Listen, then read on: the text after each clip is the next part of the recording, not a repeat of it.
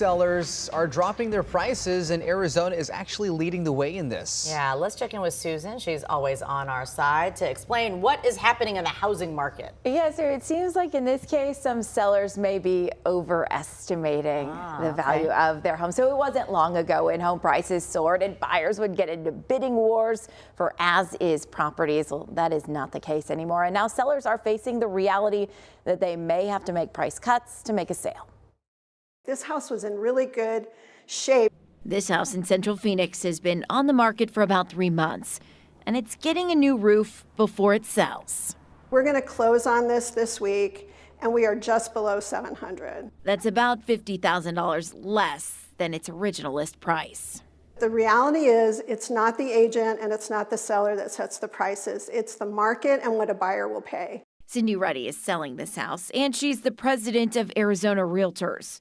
She says price cuts are common right now. Sellers have been over-enthusiastic about their pricing.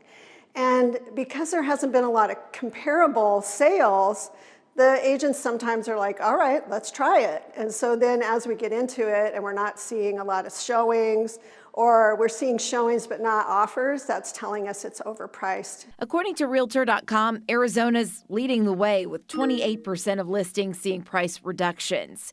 That's way above the national average of 18%. This backyard is one of my favorites. It's a 1/4 of an acre. It's got the pool, the spa.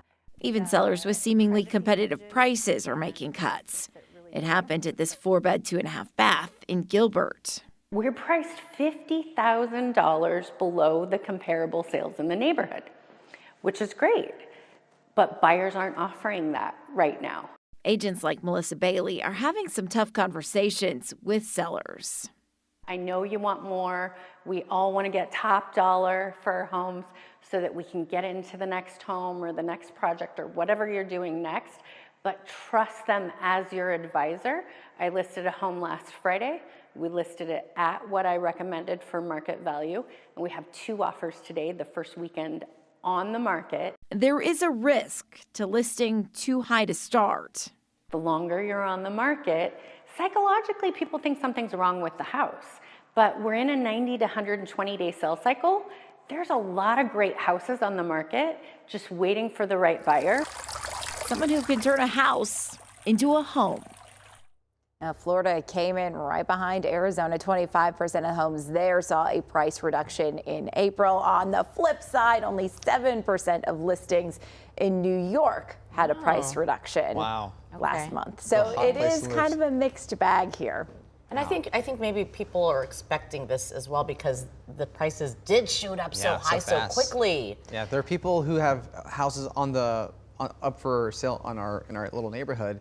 And you look at what they're listing it for, I'm like, come on, that gotta come down really. A little bit, yeah. Exactly. I mean, well, and there's so many people have different realities, right? Like if you bought in 2018 or before, you're looking at a ton of equity. If you happen to buy in 2022 and you're trying to sell now, maybe not so much equity, right? All right, thank you very much, Susan.